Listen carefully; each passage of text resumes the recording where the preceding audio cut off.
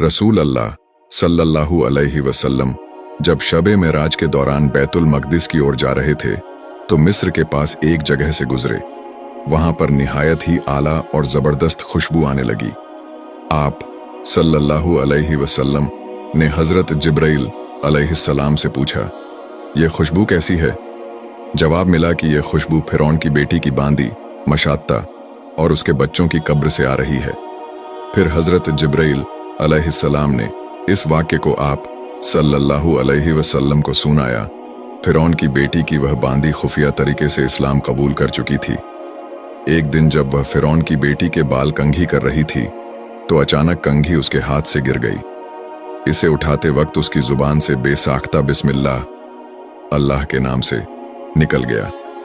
फ़िरौन की बेटी ने यह सुनकर हैरानी से कहा, तुमने यह अजीब अल्फाज बोले, हमारे रब तो मेरे बाप फ़िरौन हैं, तो तुमने किसका नाम लिया? बांदी ने जवाब दिया, फ़िरौन रब नहीं है बल्कि वह अल्लाह है जो मुझे, तुम्हें और फ़िरौन को रोज़ी देता है। बेटी ने यह बात फ़िरौन को बता दी। वह बहुत गुस्से में आ गया और फौरन बांदी को दरबार बुलवाया। फ़िरौन ने पूछा, क्या तुम मेरे अलावा किसी और को रब मानती हो? बांदी ने कहा, मेरा और तेरा रब वही अल्लाह है जो बुलंदियों और बुजुर्गी वाला है। यह सुनकर फ़िरौन ने हुक्म दिया कि तांबे की बनी हुई गाय को आग में खूब गर्म किया जाए। जब वह आग जैसी लाल हो जाए तो बांदी के बच्चों को एक एक करके उसमें डाल दिया जाए और आखिर में खुद उसे भी जला दिया जाए। गाय को गर्म किया गया और जब वह पूरी तरह से आग जैसी हो गई तो फ़िरौन ने हुक्म दिया कि उसके बच्चों को एक एक कर उसमें फेंक दो। बांदी ने दरख्वास्त की, मेरी एक आखिरी ख्वाहिश है कि मेरी और मेरे बच्चों की हड्डियों को एक ही जगह पर दफन कर देना।